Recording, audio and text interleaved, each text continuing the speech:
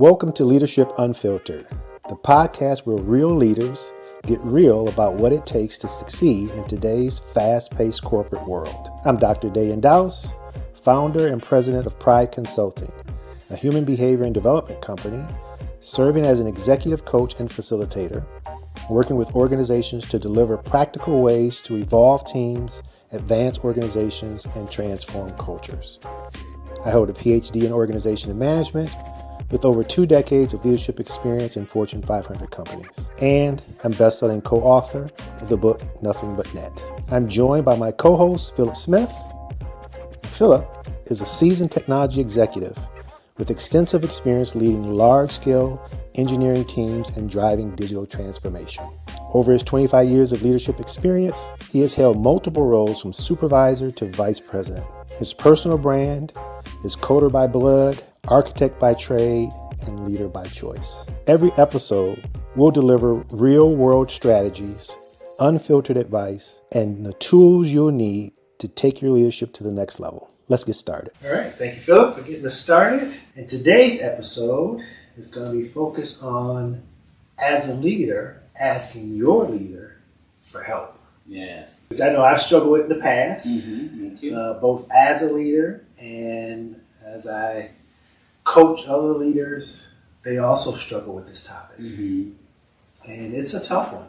While I appreciate that they recognize that they need help, personally I've struggled with this, is sometimes I'm in denial about the help that I need. And so I sit and struggle in that space for far too long. And part of that struggle is just not wanting to ask anybody for help, let alone my leader for help. Unconscious internal voice is saying, one, that's going to go on your performance review. Stay writing that down. The question in my mind is always, well, if you need help from me, what do I need you for? Yes. I had to get over myself, and what I coach other leaders on is getting over their own barriers, unconscious, being stuck, and not helping, asking for help. Again, I appreciate, so I applaud them when they do recognize they need help. Others don't. They're still in denial. So there's another process I work them through to get them out of denial, to say, you do realize you need help, right? But then it's a whole nother piece to say, I'm going to go to my leader for help. What's been interesting is once I can get out of my own way, I have never had an instance where my leader wasn't there to help me. Now, I've also gotten some feedback as part of that, which helped me get better in the long run. But I wasn't looking for the feedback when I went to ask for help. I was just looking for an answer. But a true leader is not just going to give you the answer. They want you to be able to problem solve and figure things out going forward. Because more than likely, you're going to come across a similar situation, circumstance, a place where you're stuck. And if they can teach you now the things that might get you unstuck quicker, that is what a true leader would do. But what a poor leader would do is give you the answer.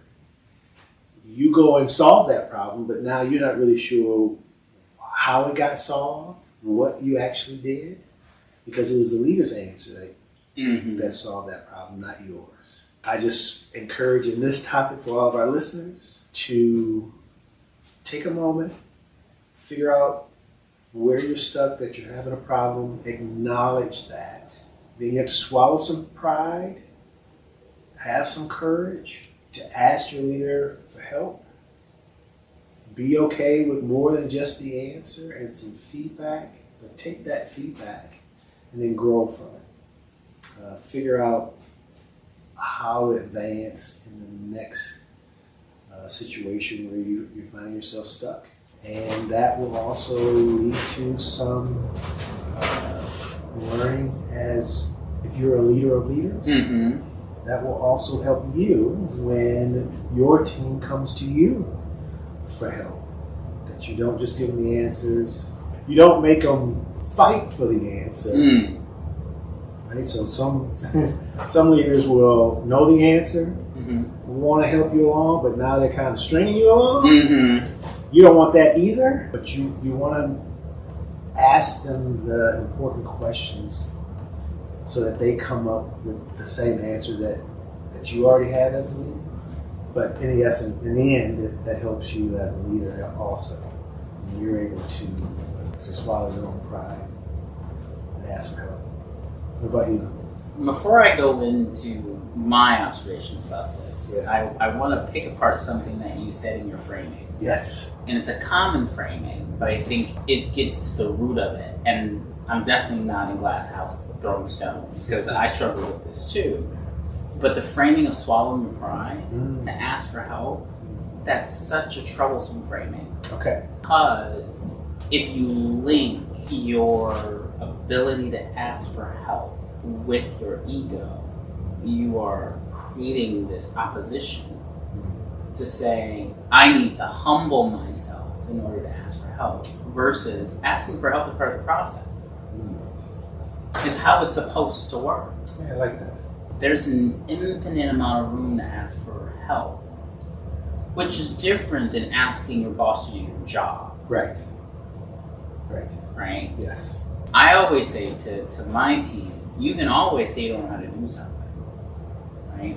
We can close the gap and figure out how to do that together, versus saying, I got it, and you don't. Yeah. Right? And so you creating that space where you can ask for help, that's part of the process, versus it being a deficiency. Yeah. And so I'm definitely not in the glass house throwing stones. That's what's true, and I'm going to share. Yes. Because I also, I tell my teams, you can always come to me for help. You can always come for me. You can always come to me. I will always help you. That's part of my job. And I struggle asking my leader for help. Yes.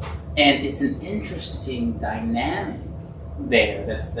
And so I've never had someone come to me and ask for my help and me not help them. And so why do I think that would happen if I had asked for help? And so while intellectually I get what I just said, yes. Emotionally I struggle with that same framing. And so and going to your point about when you have the answer, stringing people along. So what I do is, and I set the context when someone comes and asks for me for help, and I'm like, okay, do you want the answer or do you want to grow? And you pick, because I can give you the answer. Yes. It won't help you in the long run. Right. It'll help you in the short run. And sometimes they say, I just want the answer. Yes. Bet. Here you go. Yes. And sometimes they say, well, I would like to grow. It's like, okay, great. And I remind them, there is no growth without pain. Right. And so this conversation that we're about to have will be uncomfortable. It will be safe, but it will be uncomfortable, because I'm going to ask you some probing questions that you're going to have to think about, and you're going to have to come up with whatever answer you come up with. I said, at any point in time, you can call on them. If at any point in time, you believe the journey that you're on is no longer worth the investment, you can pull the end on. There's an escape hatch where you can pull out, and I will simply give you the answer. Yes.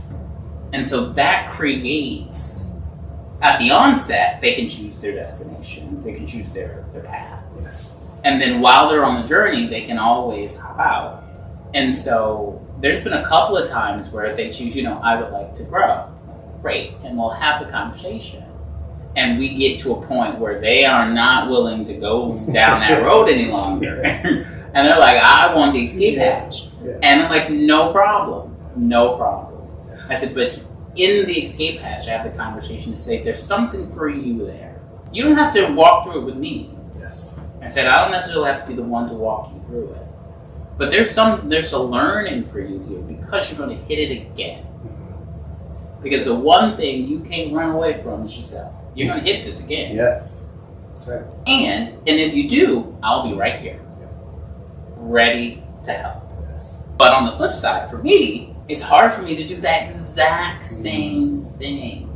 to say, go to my leader and ask for help. And you and I, we talked a bit about why. Yes.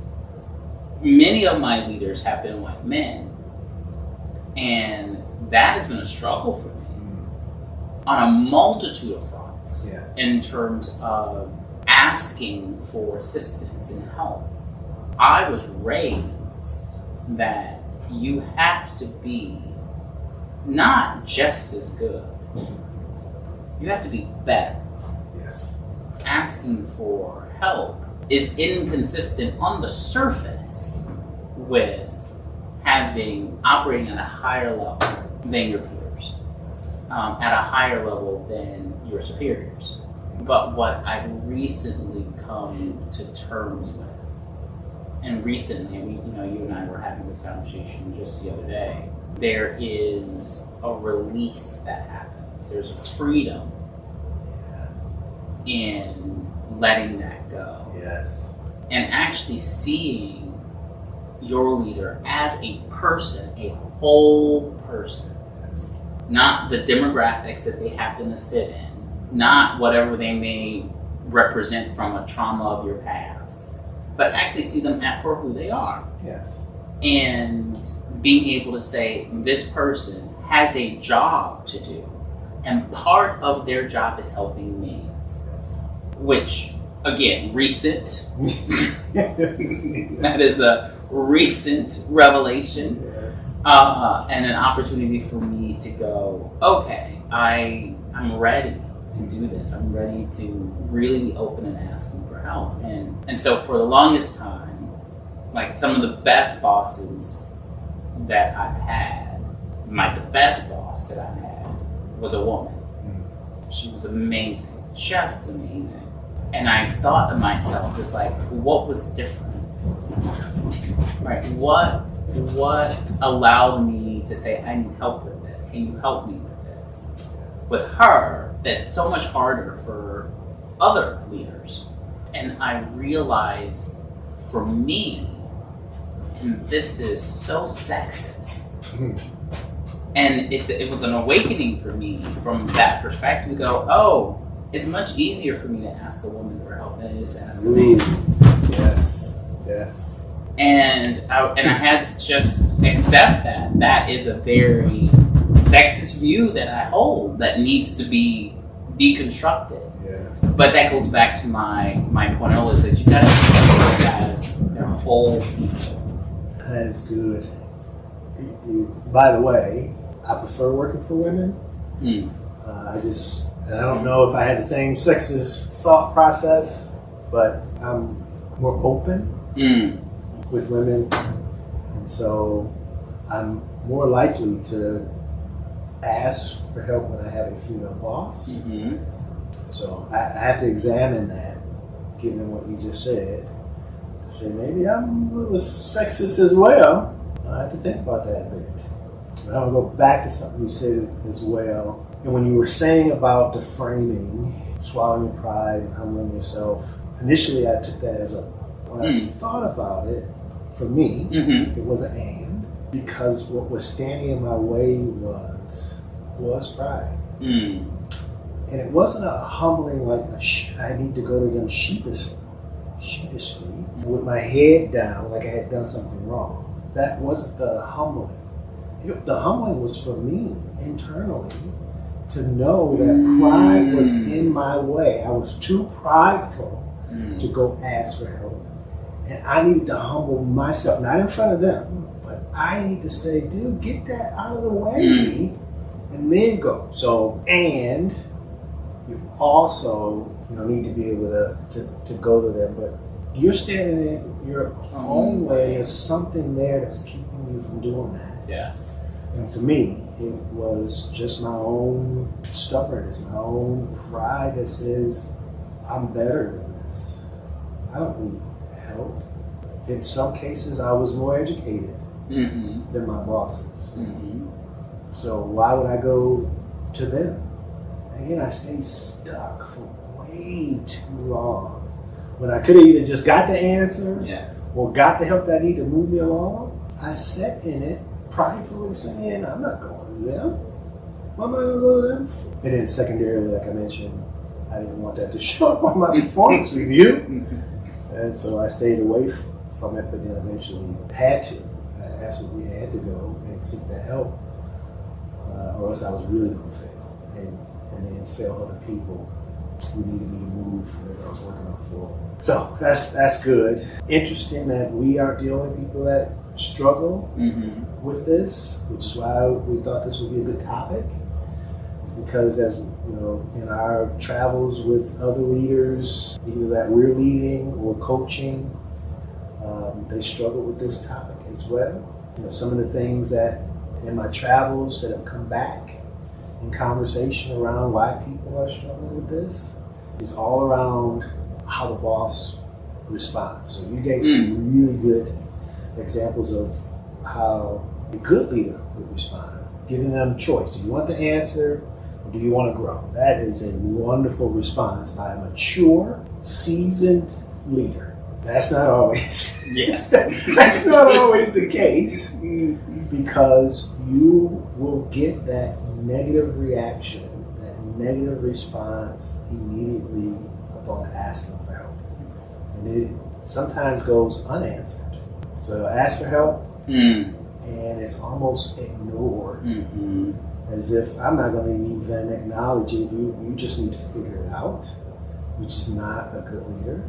Or you get the immediate feedback in a time that you may not have wanted that feedback, like we discussed, and that feedback is your failing. And you're like, well, I'm just asking for help so I don't fail, but you're already concluding that I'm failing because I've asked for help. And then what that does, I'm not going to ask for help anymore, right? Because of the reaction that I got in asking for the help. So, love the response of a mature leader.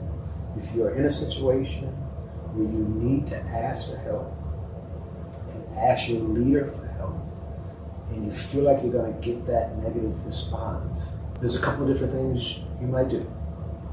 You might ask who else could help. Is it your direct leader that you need the help from? Is it another leader you could go to?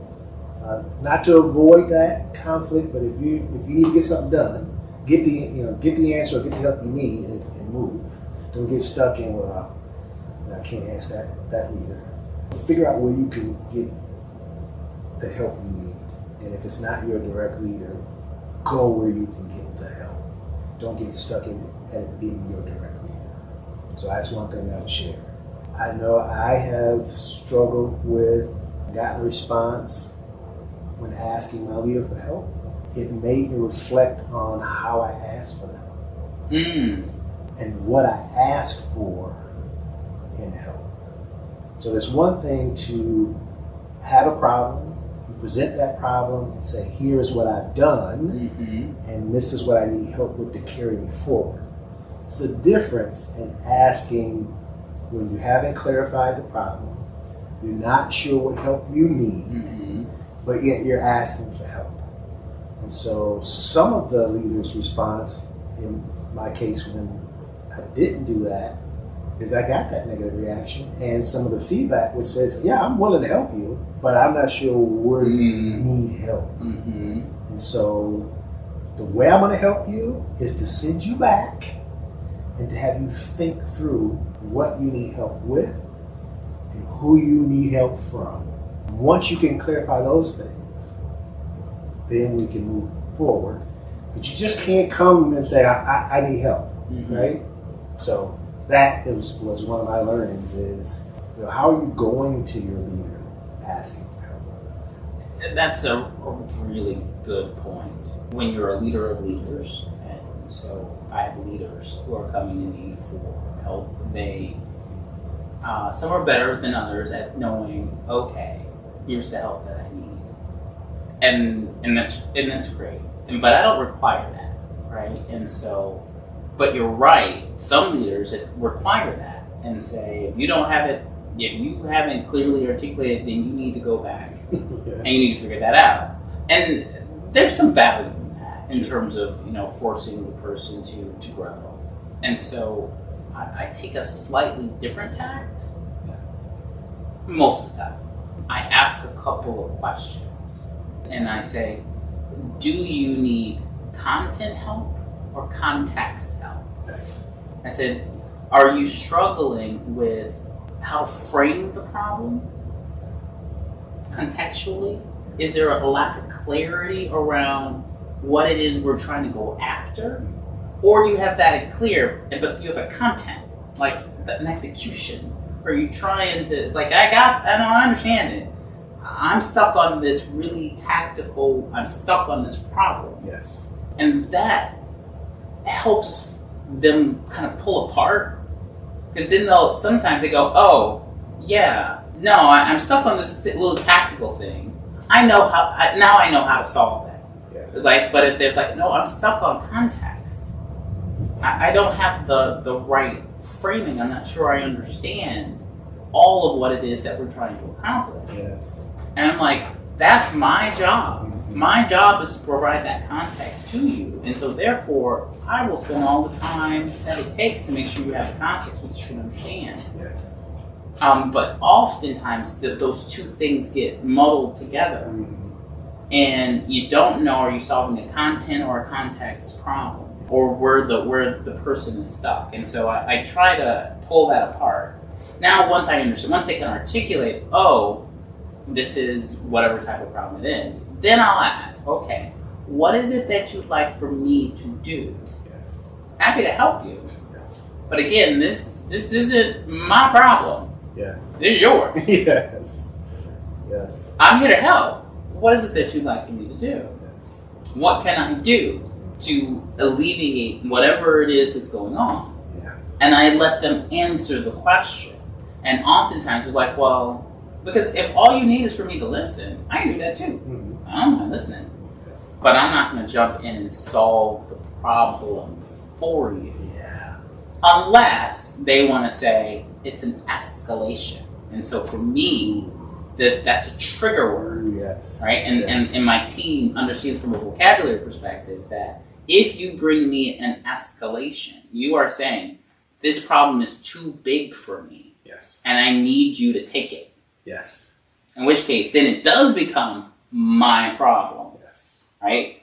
So, for example, if another leader, right, that's outside the organization comes to them and they're like, okay, I don't know how to handle this, and they want to escalate that to me, happy to take that. Yes. But if it's not an escalation, it remains your problem. Right. Yes. 100%. But asking the question, unpacking all of that in terms of going back to the question, the point you were making around positive and negative reactions to things, and my experience with that. I've only had a handful of negative reactions to what I believe were calls of, for me, I'm asking for help, where there was a big problem. And it's funny because they're similar. Now that I'm reflecting on it, there's a lot of commonalities between these, and so I need to unpack that. Yes. But it's why didn't you tell me? And of course, in my head, and sometimes out of my mouth, I'm like, you mean this thing I've been telling you for the past 9 months? Right. The thing that I've been asking for help for the past 9 months? Yes. This thing that we continually talk about. And then when it goes boom, well, why didn't you tell me? Right. And every time it's happened to me, I'm left going, you have got to be kidding me. At this moment, you're going to say, why didn't I tell you? When every one-on-one we've had, every report that has come out has shown that this is a problem. Every time I bring this up to talk about, you think I'm bringing it up because I don't have anything better to talk about? But yet I didn't tell you. Yes. Are you kidding me? Yes. Are you kidding me? Are you kidding me? But it goes to show that it can go unheard. And while you believe you are screaming at the top of your lungs for help, the leader is not. It's not resonating. It's not landing at all. Which has happened 3 times in my career. And having this conversation, I'm realizing I'm beginning to see the commonality. Yeah. I'm like, Yeah. It's me. That will be something I'll be able to digest in the coming days. Yeah, that's good. That's good. When you talk about context and content, there's some terms I've been using in my coaching around technical and adaptive. Very similar in that when there is it's often misdiagnosed. So when there is a problem, it can be one or the other, technical or adaptive. When the person is asking for help, that's one of the things a leader needs to identify. Is it technical or is it adaptive? And the difference between the two, technical being something that has an answer, something that is more immediately solvable. We've been here before. We've had some past experience with this. And most people, when they run into a problem, will approach it as technical. Adaptive means we don't have any experience with this. We don't have an answer for this. It's going to take us to dig in and do some extensive research on it. It's ambiguous. As a leader, asking my leader for help, one of the things that I'm coaching people on is make sure you're understanding whether it's a technical or an adaptive issue, because that will help your leader understand where they can lend the help. If it's a technical issue, then yes, let's go back to the playbook. And let's open it up and let me see if I can either give you the answer from the playbook or lead you into growing by saying, all right, take a look here, get with these people, use these resources, and see if you can come to an answer. When it's adaptive, we both may have to sit down. My help might be, let's try to figure this out. Let's write the playbook together. It'll take both of us coming up, because I at that point, I really don't have an answer because it's adaptive. Even though I'm the leader, and you're asking me for help, then I need to be authentic with you and say, this is adaptive. I don't have an answer, but I'm willing to jump in with you and we'll come up with an answer, right? And that also helps with who owns it. If it's technical and there's a playbook for it, you absolutely own this. And my job is to help you go to page 39, or if you need the answer, here it is, right? That's yours.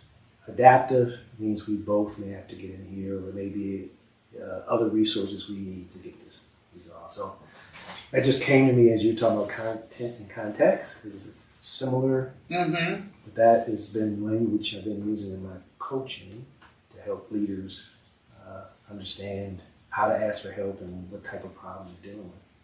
So that's good.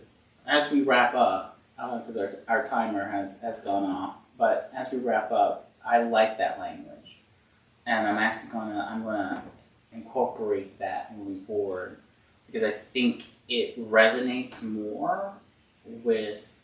I think it's clearer language, because I think technical people get that, and adaptive people get that. You don't have to explain it, and so I like that language a lot. So I'm gonna take that. Excellent. Thank you. Excellent. Welcome. And so that brings us to the end of this episode. We spent some time talking about how to receive feedback as a leader, and we'll see you all next time. Thanks for tuning in to Leadership Unfiltered. We hope you have found value in our conversation and are ready to take action in your leadership journey. If you enjoyed this episode, subscribe, share, and leave us a review. And don't forget to connect with us on social media for more leadership insights and resources. Until next time, keep leading with purpose.